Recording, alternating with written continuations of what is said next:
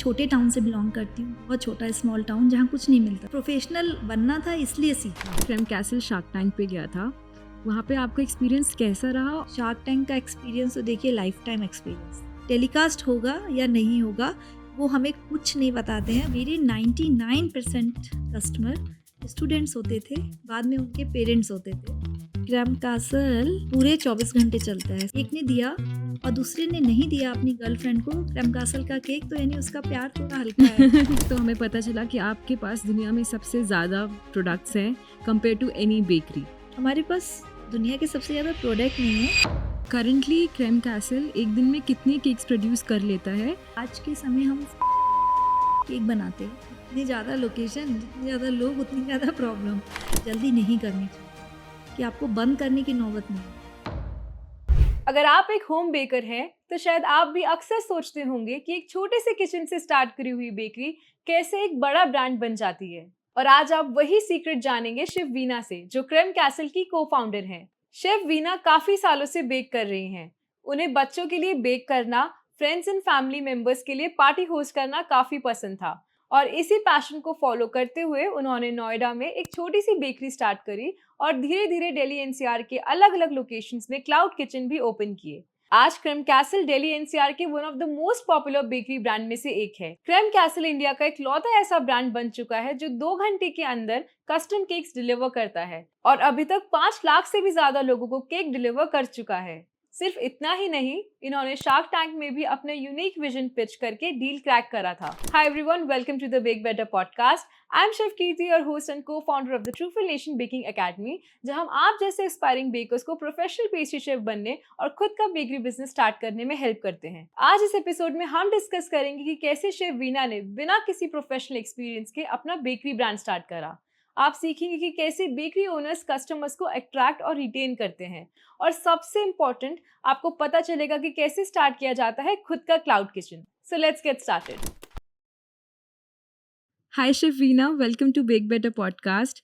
Thank you so much आप आज यहाँ आए। आई एम श्योर आज के एपिसोड बहुत सारे बेकर्स को बहुत कुछ सिखाएगा, बट फर्स्ट मैं चाहती हूँ हम आपकी स्टोरी से शुरू करें। How was your early life और आपने बेकिंग कैसे शुरू करी? हाय कीर्ति, मैं वीना, क्रेम कैसल की को-फाउंडर, लेकिन उससे पहले मैं शेफ़ हूँ और वो शेफ़ मैं आज से नहीं हूँ। जो आपने पूछा कि मैंने कब शुरू किया, तो मैं अर्ली 20 से बेकिंग करती रही हूँ, कुकिंग करती रही हूँ। मुझे अपने अर्ली 20 से ही पार्टी होस्ट करने का बहुत शौक़ था, तो मैं पार्टी होस्ट करती थी और मेरे अर्ली 20s में ही मैं एक हाउसवाइफ़ का रोल भी कर रही थी। साथ ही साथ मेरे 2 बच्चे थे, उनकी पढ़ाई भी देखती थी। तो बेकिंग का शौक़ तो बच्चों के लिए करते-करते जब से ही था।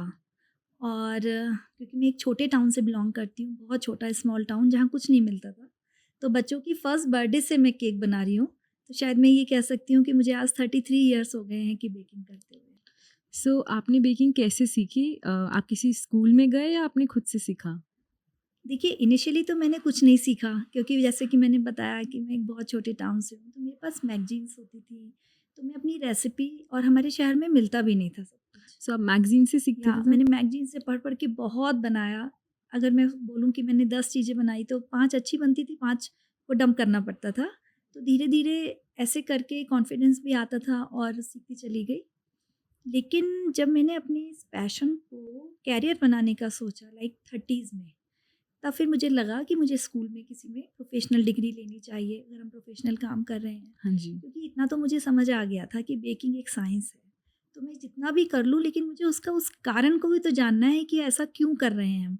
उसमें बिल्कुल। अगर हम कुछ एक्सपेरिमेंट कर भी रहे हैं तो ऐसा क्यों हो रहा है, और अपने को और एफिशिएंसी लाने के लिए अपने अंदर, और आज हम जब कस्टमर को दे रहे हैं तो हम कॉम्प्रोमाइज़ नहीं कर सकते। तो अपने को एकदम तराशने के लिए फिर मैंने सीखा, लेकिन मैंने कोई बहुत ऐसे 4-5 ईयर का कोर्स कभी नहीं किया। अब तो इंडिया में भी, दिल्ली में स्पेशली, इतने गेस्ट शेफ़ आते हैं, तो जो भी मुझे लगता था कि मेरा इंटरेस्ट है या ये मेरे बिज़नेस में हेल्प करेगा, 1 डे वर्कशॉप हो, 2 डे हो, 3 मंथ हो, 2 मंथ हो, ऐसे करके मैंने काफ़ी सीखा।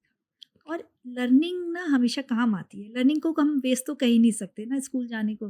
तो प्रोफेशनल बनना था इसलिए सीखा। वैसे मैं बेसिकली अपने को फिर भी मैं सेल्फ टॉट बेकर ही कहूँगी। बिल्कुल। मैम आजकल बहुत सारे ऑनलाइन कोर्सेज अवेलेबल है, यूट्यूब पे इतनी सारी बहुत। रेसिपीज़ है। आपके हिसाब से अगर कोई अपना बेकरी बिजनेस चलाना चाहे तो उनके लिए एक प्रोफेशनल कोर्स करना कितना इम्पोर्टेंट है? अगर आपको प्रोफेशनली शुरू करना है तो फिर क्योंकि आपको बहुत सारे हमारे सर्टिफिकेट्स होते हैं, हमारे गवर्नमेंट के लॉ होते हैं, वो हम नहीं सीख पाते हैं। तो मेरा तो एडवाइस यही होता है कि चाहे भले आप 2-3 मंथ का कोई एक कोर्स करें, अगर आपको प्रोफेशनली काम स्टार्ट करना है तो ज़रूर करना चाहिए। कितना भी आपको नॉलेज हो, लेकिन गवर्नमेंट के लॉ क्या है, मार्केट ट्रेंड क्या है, हमको वेस्टेज को कैसे कंट्रोल करना है, ये सबसे प्रोडक्ट बनाना मेरे हिसाब से बहुत सरल होता है। लेकिन आप जब उसको एज ए बिज़नेस लाते हो ना, और आपको अगले दिन उसको रखना है, नहीं रखना है, वेस्टेज कैसे कंट्रोल करना है, ये सिर्फ़ आप सीख पाते हो जब आप डिप्लोमा करते हो या कोई प्रोफ़ेशनल कोर्स करते हो। हाँ जी। तो मैं तो रिकमेंड करती हूँ कि करना चाहिए। सो आपने अपनी पहली बेकरी कब कहाँ और कैसे स्टार्ट करी? मुझे उसकी स्टोरी जाननी है। मैंने 2012 में स्टार्ट की थी प्रोफ़ेशनली, जब मेरे दोनों बच्चों की स्कूलिंग फ़िनिश हो गई और वो लोग कॉलेज के लिए चले गए। तो मैंने ग्रेटर नोएडा में स्टार्ट किया था, अंसल प्लाज़ा मॉल में पहली बेकरी स्टार्ट की थी। तो इनिशियली तो ये एक फैमिली प्रोजेक्ट था, क्योंकि पैसा हस्बैंड ने लगाया था, प्रोडक्शन मैं देखने वाली थी, फ्रंट एंड प्रांजय देख रहा था उस समय। तो और ग्रेटर नोएडा में हमने उस समय पे कोई भी अच्छी बेकरी नहीं थी, तो हमने काफ़ी जल्दी वहाँ पे सक्सेस भी पा लिया। लाइक तो क्रेम कैसल वहीं से शुरू हुआ हाँ जी, था? 2012 ग्रेटर नोएडा से। तो आपकी फैमिली के अलावा भी आपकी टीम में कोई लोग थे या आप लोग हाँ, खुद हाँ, मैनेज ऐसे कर रहे थे? प्रोडक्शन में तो थे। अच्छा। लेकिन फ्रंट एंड तो प्रांजय ही देखता था, हालाँकि वो उस समय आईआईटी दिल्ली में पढ़ रहा था, ओके। लेकिन वो वीकेंड्स में आता था। और शेफ़ थे, डेफ़िनेटली शेफ़ थे, क्योंकि मैं अकेले तो सब कुछ नहीं कर सकती हूँ। और धीरे-धीरे हमने अपनी मंथ बाई मंथ टीम काफ़ी बड़ी भी की थी, क्योंकि हमारा बहुत जल्दी हम पॉपुलर हो गए थे। तो फिर तो टीम थी, अच्छी खासी टीम रखनी पड़ी मुझे वहाँ पर भी। ओके। तो उस बेकरी में आप तब क्या-क्या सेल करते थे और मोस्टली किस तरीके के लोग तब आते थे? स्टूडेंट्स आते थे या फिर थोड़े बड़े लोग आते थे? मेरा कैफ़े जहाँ था अंसल प्लाजा मॉल, उसके चारों तरफ इंजीनियरिंग कॉलेज, मेडिकल कॉलेज और MBA colleges, surrounded by colleges. और Ansal Plaza mall full of students. और ओके। आप ये सोचिए कि उस टाइम पर ग्रेटर नोएडा में कोई कैफ़े बेकरी इस लेवल का था ही नहीं। तो मेरे 99% कस्टमर स्टूडेंट्स होते थे, बाद में उनके पेरेंट्स होते थे। और जो आपने बोला मैं तब क्या सेल करती थी, तो इनिशियली मंथ में तो मेरा मेन्यू वो था जिसमें मैं सोचती थी कि मैं एक्सपर्ट हूँ, या फिर मेरे जो प्रोडक्ट लोगों को, फैमिली को, और एज ए होम बेकर मैंने स्टार्ट कर ही दिया था 2 साल पहले, तो जो लोगों को पसंद आता था मेरा, तो वो मेन्यू था।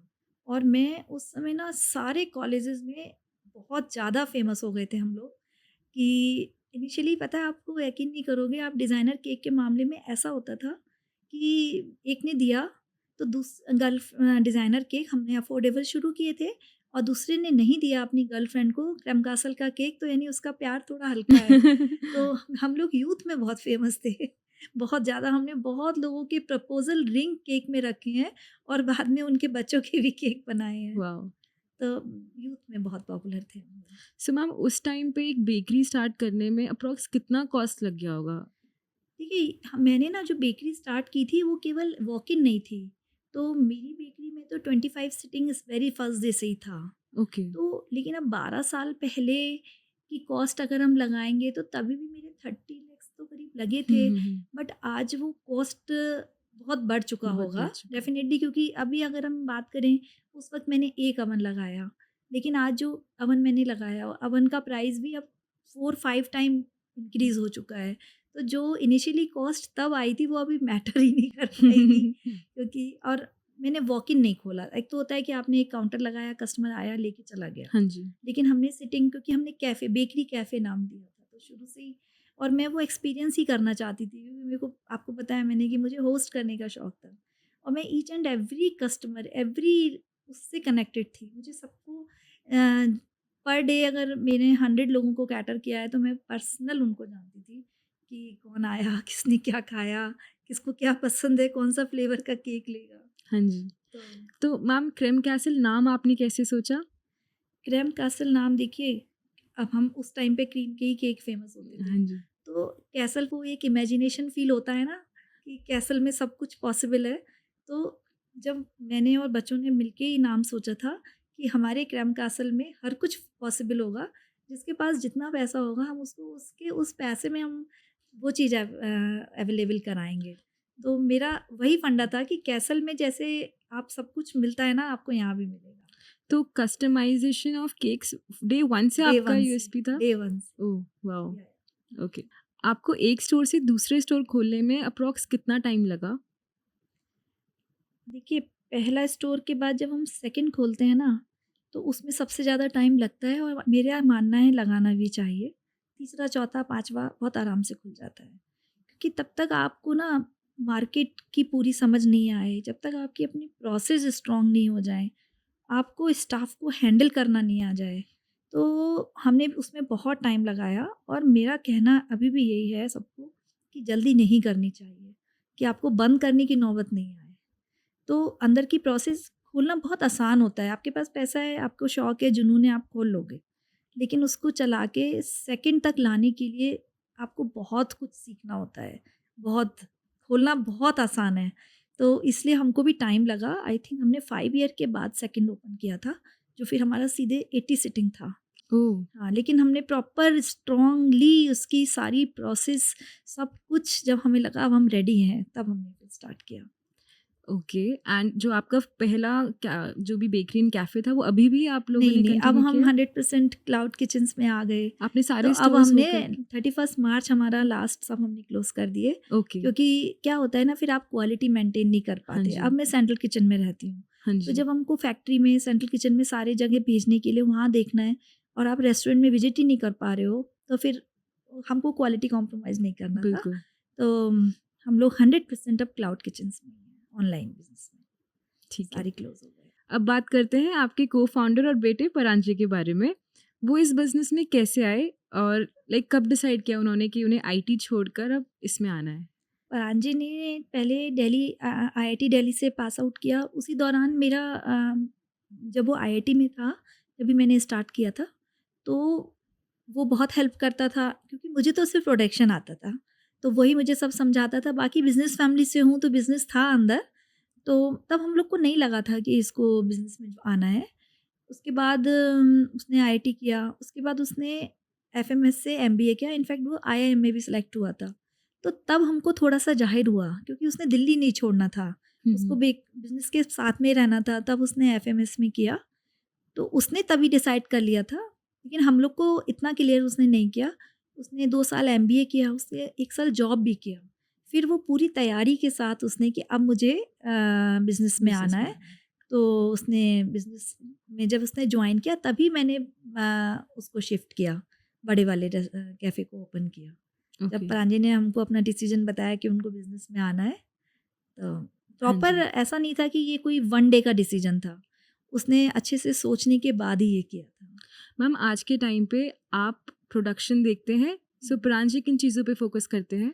परांजि पूरा फ्रंट एंड देखता है, टेक्नोलॉजी देखता है, सेल्स, मार्केटिंग, जितना भी फ्रंट एंड का काम है वो परांजि देखता है। क्रम कासल में जितनी भी टेक्नोलॉजी है वो परांजि लेके आया। मेरा काम प्रोडक्शन रहता है, ऑपरेशन हम दोनों मिलके शेयर करते हैं। स्टाफ में भी हम दोनों का रहता है। मेन उसका फ्रंट में ही रहता है और मेरा किचन। आप ऐसे समझिए किचन मेरा है और फ्रंट उसका है। ओके।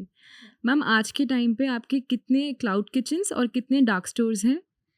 हमारा एक तो सेंट्रल किचन है, जहाँ से सब जगह सप्लाई जाती है। 3 मेरे स्पोक किचन हैं और मेरे 11 डार्क स्टोर हैं ओके। अभी। काफ़ी लोगों को स्पोक किचन और डार्क स्टोर्स के बारे में नहीं पता। मैं चाहती हूँ आप एक्सप्लेन करो एक बेकरी के लिए ये दोनों क्या रोल करते हैं और कैसे काम करते हैं? सेंट्रल किचन तो क्लियर है कि सेंट्रल किचन वो होता है जहाँ की सब कुछ बनता है। जो स्पोक किचन होता है, वो होता है कि वहाँ पे सारा सामान जाता है, लाइक स्पॉन्ज जाएगा, फ्रॉस्टिंग जाएगी, कवरिंग जाएगी, एवरीथिंग। और वहाँ पर 4 शेफ़ होते हैं, वो उसको असेंबल करते हैं, क्योंकि वो मोस्टली हमारे क्रम कासल के लिए वो कस्टमाइज़्ड केस को वहाँ पे असेंबल करते हैं, तो वो एरिया वाइज़ होता है।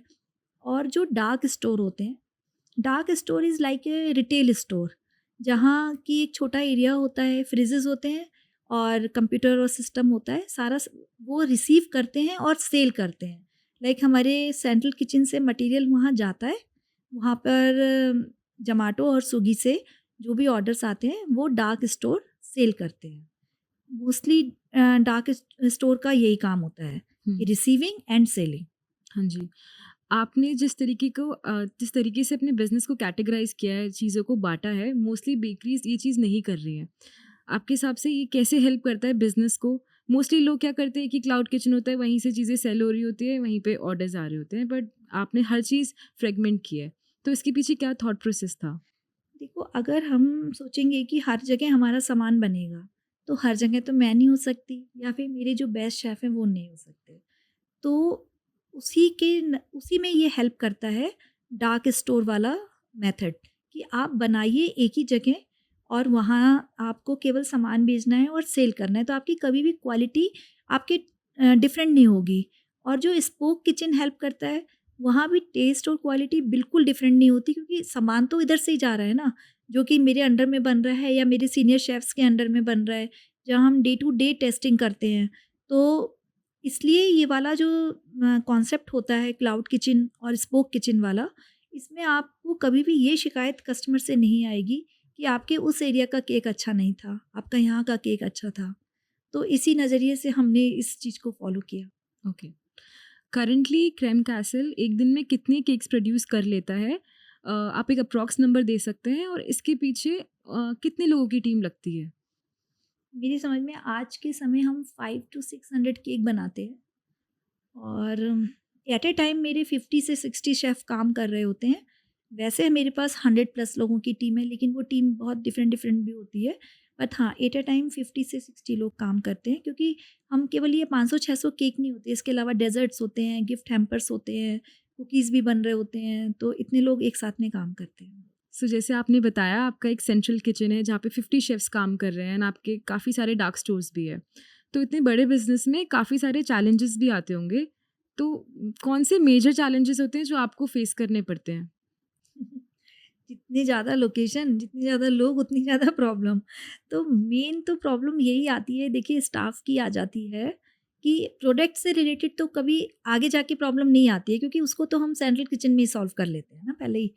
तो सपोज़ मेरा कोई भी एक डार्क स्टोर है, जहाँ की मैंने 2 लोग रखे हुए हैं। एक का तो आज ऑफ था, दूसरे को इमरजेंसी आ गई। फिर क्या करेंगे, स्टोर बंद।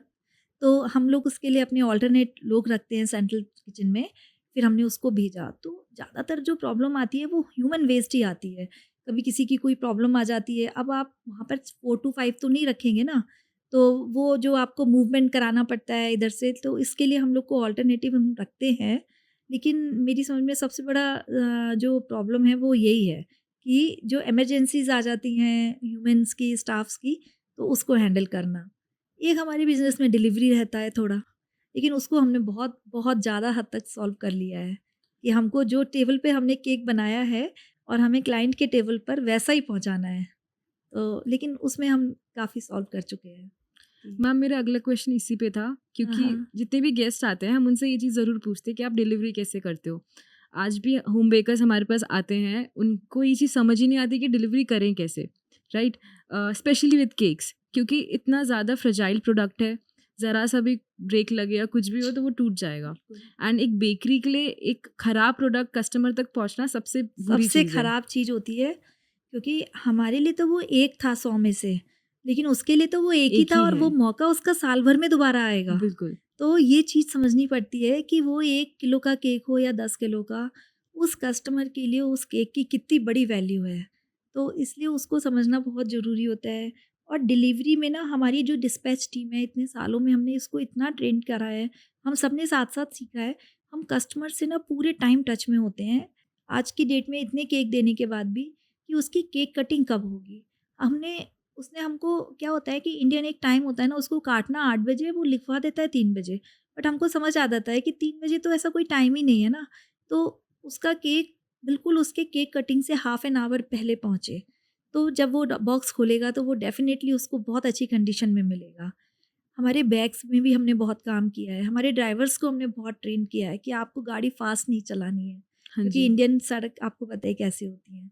और हमारा वेदर कितना ज़्यादा, बिल्कुल हमको ये 4 महीने तो हमारे ऐसा लगता है कि अपोज़िट में चल रहा है वेदर। तो इस सब को हमने काफ़ी सॉल्व करा है, क्योंकि बहुत साल लगे। अभी भी दिन में 1 तो नहीं, हाँ 3-4 दिन में 1 केस ऐसा आ जाता है कि केक डैमेज हो, लेकिन उसका हमने कभी भी उसका ओकेज़न नहीं ख़राब होने दिया। ये क्रैम कासल में एक-एक बंदे को पता है कि हमको कैसे भी करके अलग से गाड़ी करके उसका केक पहुँचाना ही है, अगर ख़राब हुआ है तो। तो ओके। इसलिए डिलीवरी टफ़ है लेकिन सॉल्व्ड है। बट मैम जैसे आप ज़ोमैटो पर भी हैं, ब्लिंकिट पे भी हैं, वहाँ पे आपके अपने डिलीवरी पार्टनर्स तो बिल्कुल, नहीं जा पाते हैं। नहीं। तो आप क्या अलग प्रोडक्ट सेल करते हो वहाँ पे या कैसे आप उस चीज़ को नहीं, हेल्प कस्टम करते हो? केक्स नहीं होते हैं ज़ोमैटो पे, तो सबसे पहले हम ज़ोमैटो की बात करते हैं। हुँ, हुँ। तो ज़ोमैटो पे एक तो डिज़ाइनर केक्स नहीं होते हैं, normal 1 KG and half KG का केक होता है। तो जिसको डिलीवर करना आसान होता है। पहले ज़ोमैटो पे प्रॉब्लम आती थी, लेकिन अब वो भी नहीं, उसका भी रेशो बहुत कम हो गया है। क्योंकि ये हमारा जो जो हमारे 2 बंदे ज़ोमैटो बॉय को केक डिलीवर करते हैं, तो एक तरह से उनको फ़िक्स है कि उनको एक सेंटेंस बोलना ही है। वो दिन में 1000 बार वो सेंटेंस बोलेंगे कि भैया आप प्लीज़ इसको सीधा-सीधा लेके जाना, आप अपने पीछे वाले बैग में मत रखना। तो वो भी समझते हैं कि जब इन्होंने इतने अच्छे से कहा है, तो हमको शिकायतें बहुत कम हो गई हैं। और ब्लिंकिट पे अगर हम बात करें तो ब्लिंकिट पे वो ड्राई प्रोडक्ट पे हैं अभी। तो उनकी तो 10 मिनट की डिलीवरी है, तो हाँ अभी जी। वहाँ पर ऐसा फ्रेजाइल प्रोडक्ट नहीं है। ओके। उनका वो प्रोडक्ट खराब नहीं होगा। मैम जब हम आपके ब्रांड के बारे में रिसर्च कर रहे थे तो हमें पता चला कि आपके पास दुनिया में सबसे ज़्यादा प्रोडक्ट्स हैं compare to any bakery, right? So ये चीज़ आपको करने में कितना टाइम लगा और ये चीज़ कैसे करी? हमारे पास दुनिया के सबसे ज़्यादा प्रोडक्ट नहीं है, हमारे पास सबसे ज़्यादा डिज़ाइनर केक्स केक्स के हैं। डिज़ाइन हैं, जो कि हमारे अपने बनाए हुए हैं। तो ये कोई एक दिन में नहीं हुआ, ये इतने सालों की मेहनत है कि केक्स जो ऑर्डर आते थे, शुरू में हमने कुछ साल तो चलो बनाए अपने भी, स्पेशली बिना ऑर्डर के बनाए, लेकिन जो ऑर्डर आते थे उनको बनाया, शूट किया और वेबसाइट पे अपलोड किया। तो वो प्रक्रिया जब से चलते-चलते आज भी चल रही है, दिन में आज भी 1 केक अपलोड हो जाता है, क्योंकि हम कभी भी क्लाइंट को ये नहीं बोलते कि जो हमारे डिज़ाइन है हम उन्हीं में से बनाएँगे।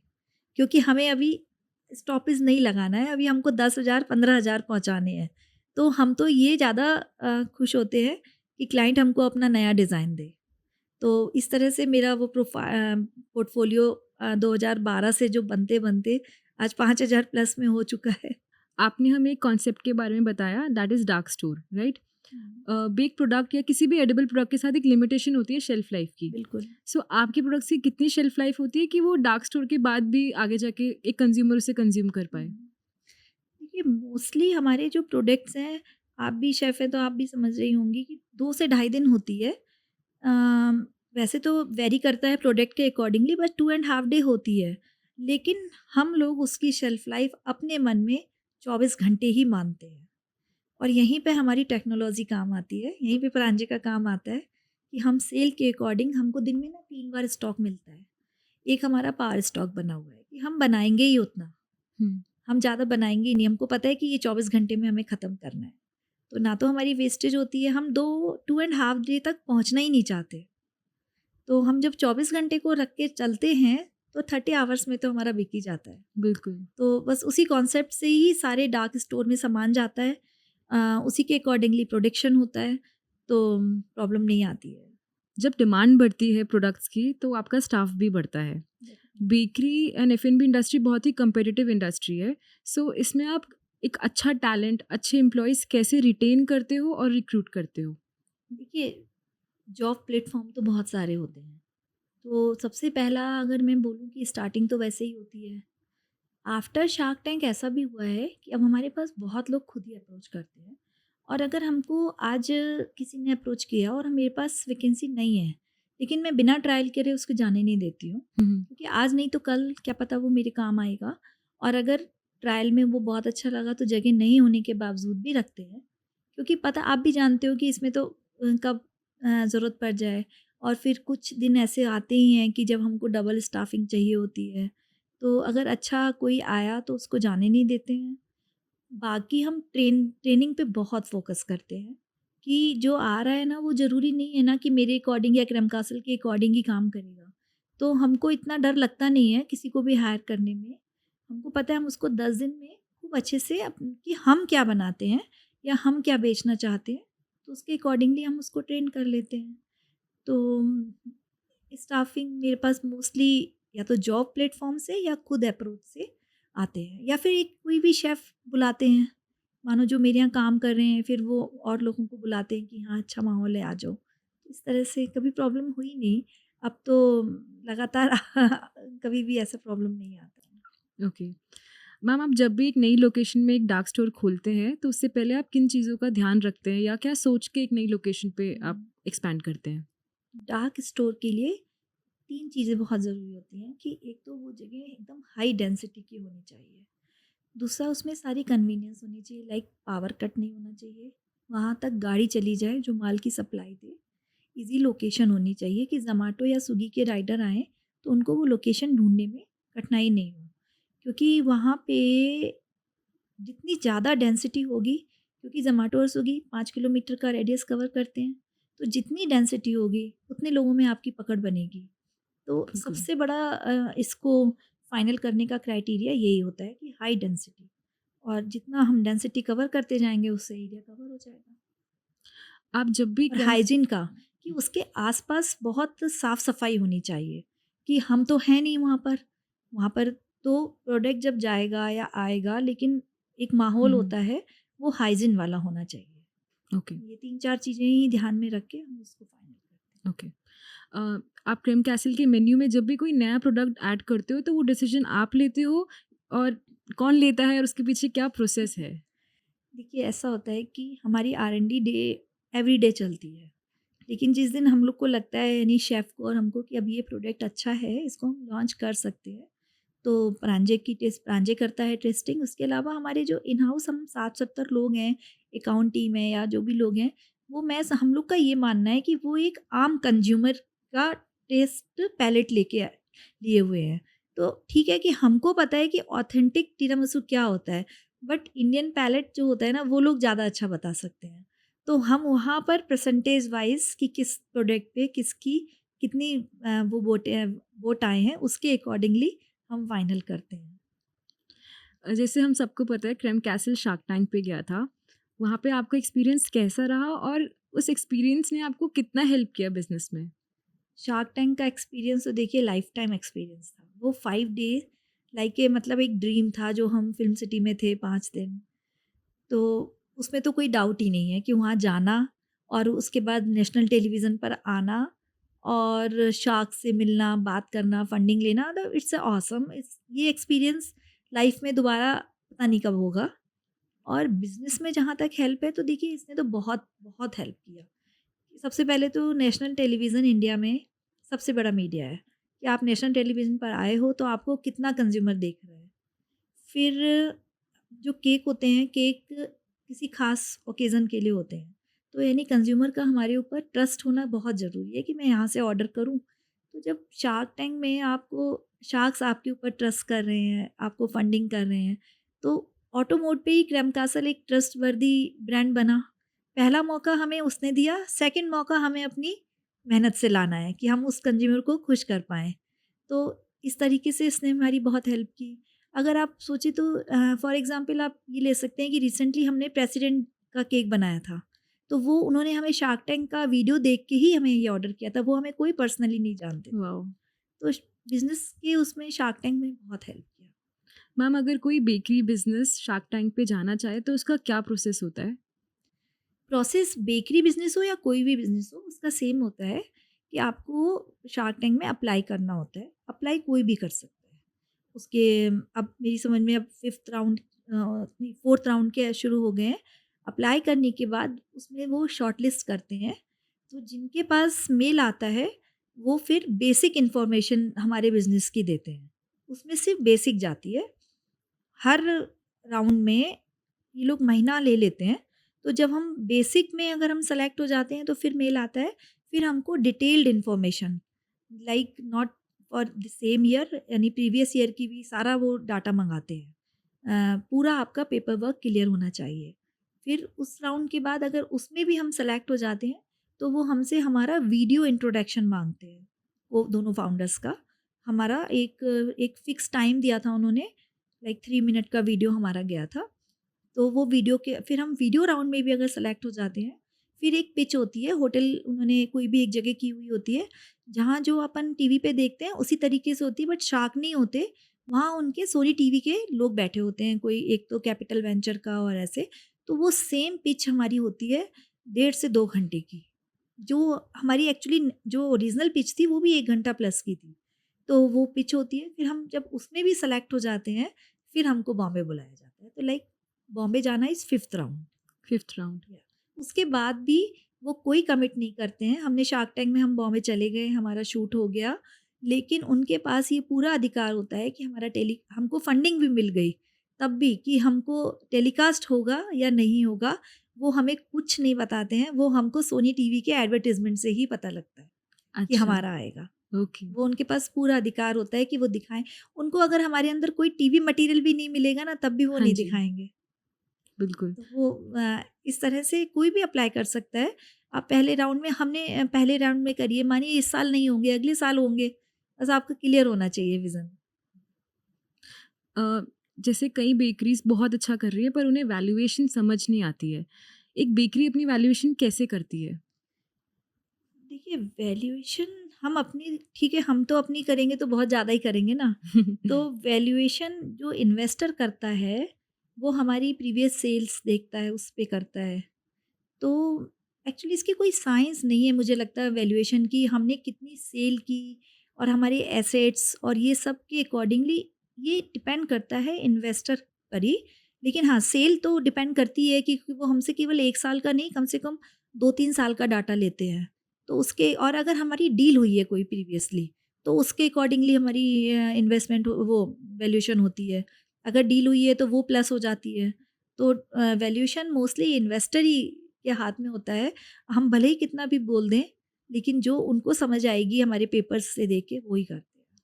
शार्क टैंक के एक्सपीरियंस के बाद अगर कोई भी शार्क टैंक में जाना चाहते हैं, उन्हें आप क्या एडवाइस देंगे? उन्हें एक कैसे प्रिपेयर करना चाहिए या किन चीज़ों का ध्यान रखना चाहिए? किसी भी बिज़नेस में कोई बेकरी से मतलब नहीं है। अगर आपने सोचा है कि आप शार्क टैंक में जा रहे हो, तो आपको अपने बिज़नेस के बारे में 100% क्लैरिटी होनी चाहिए। वो कुछ भी क्वेश्चन आपसे पीछे के 3 साल का और आगे के 2 साल का सबका पूछेंगे। आपके नंबर्स क्लियर होने चाहिए। अगर आपने देखा होगा एपिसोड में, तो इतना ज़्यादा क्लियर होना चाहिए। प्रोडक्ट उनके लिए वैल्यू करता है, लेकिन प्रोडक्ट इतना वैल्यू नहीं करता जितना आपका विज़न वैल्यू करता है। प्रोडक्ट आपका केवल इस नज़रिए से वैल्यू करता है कि आप उसको कितनी जल्दी उनको 10 टाइम करके रिटर्न कर देंगे। हाँ जी। तो आपकी अपनी क्लैरिटी, ट्रांसपेरेंसी बिज़नेस में, पेपर वर्क, आपका सब कुछ बहुत क्लियर होना चाहिए। अगर आप शार्क टैंक या किसी भी आप अगर किसी इन्वेस्टर से भी पिच कर रहे हो ना, तब भी आपको सारी चीज़ एकदम क्लियर होनी चाहिए। As we know Creme Castle Blinkit पे भी लिस्टेड है, बट वहाँ पे मैम 10 मिनट्स का डिलीवरी साइकिल होता है। एज़ अ बेकरी ब्रांड आपने उस चीज़ को कैसे मैनेज किया? देखो ब्लिंकिट का जो 10 मिनट का डिलीवरी है ना, वो हम नहीं करते, वो उनके डार्क स्टोर हैं, उनके वो करते हैं। हम लोग क्या करते हैं, उनके कोई 40 से 50 डार्क स्टोर्स हैं, जो लोग के होंगे तो ज़्यादा, लेकिन हमसे वो जिन स्टोर्स पे सामान उनकी एवरीडे डिलीवरी जाती है, तो सपोज़ हमारी मॉर्निंग 3 एएम से वैन स्टार्ट हो जाती हैं, तो वो उनके उस लोकेशन पे सामान पहुँचाती हैं। उनको किस लोकेशन पे कितना प्रोडक्ट चाहिए, वो हमको आफ्टरनून तक लिस्ट आ जाती है। तो वो जो 10 मिनट की डिलीवरी है वो तो वो करते हैं। हमको उनके डार्क स्टोर पे सप्लाई देनी होती है। ओके। कंज़्यूमर को वो पहुँचाते हैं। अगर कोई ब्रांड ब्लिंकिट पे लिस्ट होना चाहे तो उसका क्या प्रोसेस होता है? इसमें भी सेम होता है, जैसे आपने शार्क टैंक में पिच किया, आपने इन्वेस्टर हमने ब्लिंकिट पर पिच किया, अप्रोच करते रहते हैं। फिर जब हम पिच कर लेते हैं, उसके बाद वो टेस्टिंग स्टार्ट करते हैं। टेस्टिंग में अब उनको प्रोडक्ट पसंद आते हैं, उसके बाद कैटेगरी क्रिएट करना होता है उनको। अभी तक तो था ही नहीं, अब जो आएगा उसके लिए ईज़ी है कि वो इस कैटेगरी में देगा। हमने हमारे टाइम में उन्होंने हमारे लिए कैटेगरी भी क्रिएट की। उसके बाद सारा डिसीजन ब्लिंकिट का ही होता है कि उनको किस साइज़ का चाहिए। हाँ, आप कितना भी बोल दीजिए कि 300 ग्राम से कम का केक अच्छा नहीं लगेगा, लेकिन अगर उनको 200 ग्राम का ही बेचना है, तो सारे डिसीजन उनके ही होते हैं। हमारा काम टेस्टिंग के बाद ख़त्म हो जाता है और जब वो बताते हैं कि और पैकिंग भी वही डिसाइड करते हैं, मतलब हम दिखाते हैं उनको, लेकिन सब चीज़ डिसाइड फाइनल डिसीजन ब्लिंकिट का ही होता है। सो आपको ब्लिंकिट के लिए एक नया प्रोडक्ट लाइन क्रिएट करना पड़ा था? हमें तो करना ही पड़ा, उनको भी उनको कैटेगरी क्रिएट करनी हुई।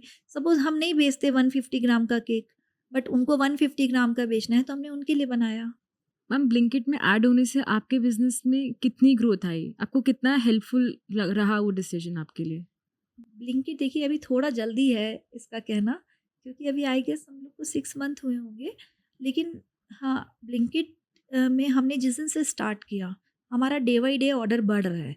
तो अगर ब्लिंकिट में हमने ऐसे ही काम हम करते गए, तो हम जन-जन में जिसे कहते हैं ना पहुँचना, वो हो जाएगा दिल्ली में स्पेशली, गुड़गाँव में, दिल्ली में, क्योंकि वो तो उनकी तो लोकेशंस कितनी सारी हैं। तो अभी थोड़ा जल्दी है, लेकिन डेफ़िनिटली ये एक अच्छा डिसीज़न होगा। क्योंकि उसमें एक तो ये भी है कि आप जब आप सब्ज़ी ऑर्डर कर रहे हो, सब्ज़ी के साथ ही आपको दिख गया कि अरे ब्राउनी ऑर्डर कर लेते हैं। तो आपने सोचा नहीं है, लेकिन आपको वो ब्लिंक कर गई है इसलिए आप ऑर्डर कर लेते हो। तो मुझे लगता है लॉन्ग टर्म में ये बहुत अच्छा जाएगा। करंटली क्रेम कैसल ज़ोमैटो पे भी सेल कर रहा है, ब्लिंकिट पे भी कर रहा है और आपकी अपनी वेबसाइट भी है। इन सब सोर्सेज़ में से सबसे ज़्यादा ऑर्डर्स आपको कहाँ से मिलते हैं? सबसे ज़्यादा हमको हमारी वेबसाइट से ही मिलते हैं, और ज़ोमैटो से भी मिलते हैं। क्योंकि देखिए अगर आप ना, इसमें भी एक कस्टमर का मूड है, कस्टमर ने आज सोचा और उसे कल चाहिए, तो वो आराम से प्रॉपर वे में वेबसाइट को सर्च करेगा और तब ऑर्डर करेगा। और अगर अभी याद आया अरे 30 मिनट में ही चाहिए, बर्थडे था भूल गए, तो ज़ोमैटो में करेगा जब उसको, या फिर उसकी उसका जो स्वीट टूथ है उस पे क्रेविंग हो रहा है, तो वो ज़ोमैटो से करेगा। तो हमारा ज़्यादातर बिज़नेस वेबसाइट से है और फिर ज़ोमैटो से। सो आपने पास्ट में ज़ोमैटो के साथ एक कवर शूट भी किया था। ये एक्सपीरियंस आपके लिए कैसा था और ये अपॉर्च्युनिटी आपको कैसे मिली? बहुत अच्छा एक्सपीरियंस था, क्योंकि वो शायद हमारा पहला मौका था कि हम ऐसे किसी प्लेटफॉर्म पे, हमको अपने से उन्होंने अप्रोच किया था। उन्होंने हमारे किचन का भी वीडियो बनाया था, और क्योंकि हमारी ग्रेटर नोएडा में नंबर 1 सेल थी, तो ज़ोमैटो पे तो डेफ़िनेटली वो तो सेल के अकॉर्डिंगली जो सेल कर रहा है, वो ब्रांड उनके लिए इम्पोर्टेंट है। तो उसके बाद उन्होंने चाहा था कि आपकी शेफ़ वीडियो बनाए, तो वो मेरा पहला मौका था कैमरे के सामने आने का।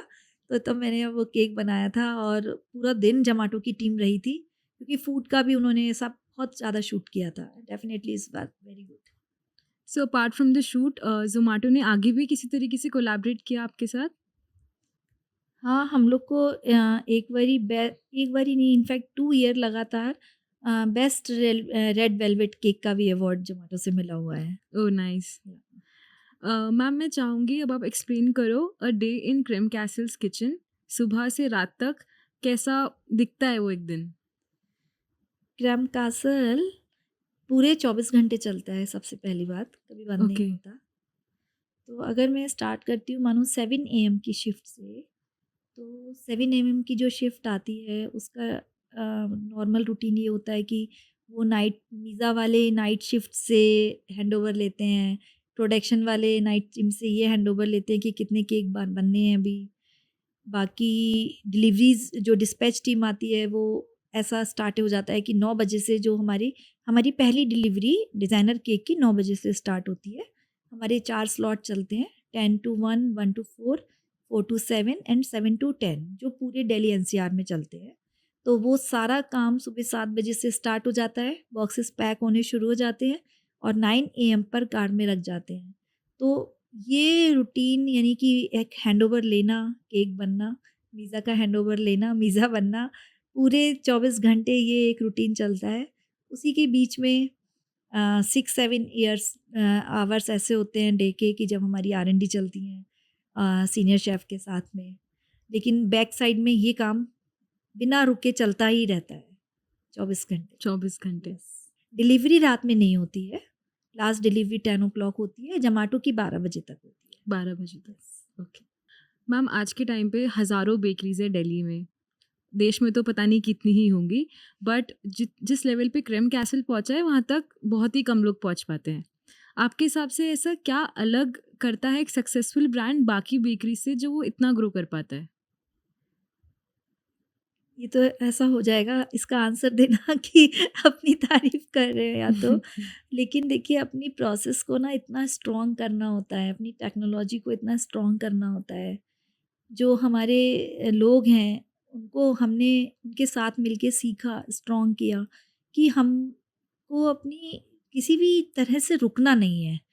कुछ भी आज फेलियरिटी हो सकती है, कुछ लोग 50 में से 10 लोग नहीं आए, कोई मशीन भी फ़ेल हो सकती है, लेकिन आपकी प्रोसेस इतनी स्ट्रॉन्ग चलती रहे कि और सबसे सेकंड होता है कि कस्टमर को आपने कितना सेटिस्फैक्शन दिया। आप कितना भी प्रोडक्ट बना लीजिए, कितना भी निश प्रोडक्ट बना लो, बट सामने वाले कस्टमर को, कंज्यूमर को वो प्रोडक्ट पसंद आए और वो दोबारा ऑर्डर करे। तो सबसे पहली चीज़ होती है कि कस्टमर सेटिस्फैक्शन, जो हमारे लिए हमेशा से बहुत इम्पोर्टेंट था, क्योंकि हमने ना केक देखिए सेलिब्रेशन का ही पार्ट होता है और सेलिब्रेशन इमोशंस होते हैं। तो हम कैसे भी नहीं, मतलब हमारी हर टीम को ये बात पता है कि किसी का भी कोई मोमेंट ख़राब नहीं होना है। अगर बाई चांस केक लेट हो गया, केक डैमेज हो गया, कुछ भी हो जाए, बट आपको पहुँचाना है। तो जो दिल का रास्ता एक बार जुड़ेगा ना, वो फिर कभी नहीं हटेगा। तो शायद यही एक रीज़न है कि हम बहुत कनेक्टेड हैं अपने कंज्यूमर से, और ऐसा नहीं है कि आज ऑर्डर किया फिर नहीं किया। हमारे लिए बहुत वैल्यू करता है। हम लोग फीडबैक पर भी बहुत ज़्यादा ध्यान देते हैं। जितना ध्यान हमको अपनी सेल पर है, उससे भी ज़्यादा इवनिंग, हमारी मॉर्निंग ही ऐसे होती है। जब हम मॉर्निंग में उठते हैं तो प्रांजय सारे ग्रुप्स पे क्या आज कंप्लेंट्स थी, किनको हमें सुधारना है, ये मैसेज हमारे फ़ोन में भरे हुए होते हैं। जो हमारी सुबह होती है ना, वो ऐसे होती है। तो शायद हमारी सक्सेस का यही एक राज है कि हमने बहुत तरीके से काम किया और कस्टमर को बहुत वैल्यू दी, बहुत ज़्यादा, कि अगर उनको कम रेंज में चाहिए तो आपको हर चीज़ उस रेंज में भी मिलेगी। ज़रूरी नहीं है कि आपको एक आलीशान ही चीज़ लेनी है। बिल्कुल। तो मे बी यही एक रीज़न है, यही हमारी ताकत है। आज का ये एपिसोड काफ़ी सारे होम बेकर्स देखेंगे, जो बहुत छोटा काम कर रहे हैं अभी, बट वो हमेशा से वहाँ पहुँचना चाहते हैं जहाँ आप हो आज। उनके लिए आप क्या एडवाइस दोगे? देखो, सबसे पहले ना कोई चीज़ छोटी नहीं होती, बिल्कुल भी छोटी नहीं होती है। जो भी घर से कर रहा है ना, मेरे हिसाब से वो बहुत इम्पोर्टेंट है। मैं भी कपकेक तक भी, मैंने अगर किसी ने मुझे बोला कि आज 4 कपकेक चाहिए ना, तो मैं तब वो भी काम करती थी। तो काम तो छोटा होता ही नहीं है। उसको बहुत बस आपको ना अपनी इनर पावर को पहचानो और अपने पैशन को भी पहचानो कि आप इससे बोर तो नहीं होगे ना। अभी तो कहीं ऐसा तो नहीं कुछ सालों का शौक हुई है कि 1-2 साल बाद आप कह दो हमसे नहीं हो रहा है। तो सबसे पहले तो अपने को पहचान लो कि हम कर सकते हैं, तो ज़रूर करना चाहिए। और कभी भी ना ज़िंदगी में लेट नहीं है। मैंने कितनी लेट काम स्टार्ट किया। तो जो पैशन है, जो हॉबी है, उसको कैरियर बनाने से कभी पीछे मत हटो। जब मौका मिले ना, ज़रूर ट्राई करो और ईमानदारी से, मेहनत से अपना काम करते जाओ। हमेशा सफलता देर हो सकती है कि देर में मिले, लेकिन मिलेगी तो ज़रूर। अगर आप सही हो, तो कोई कारण नहीं है कि कोई आपको रोक सके। Thank you so much chef. आज थैंक के यू। एपिसोड से मुझे बहुत कुछ सीखने को मिला, तो आई एम श्योर बाकी लोगों को तो और भी चीज़ें मिलेंगी। एंड आई होप आप लोग काफ़ी ग्रो करो आगे और हम आपको थैंक और भी यू। प्लेटफ़ॉर्म्स पे देखें। थैंक यू कीर्ति, मुझे भी बहुत अच्छा लगा यहाँ आकर। Thank you so much. Thank you.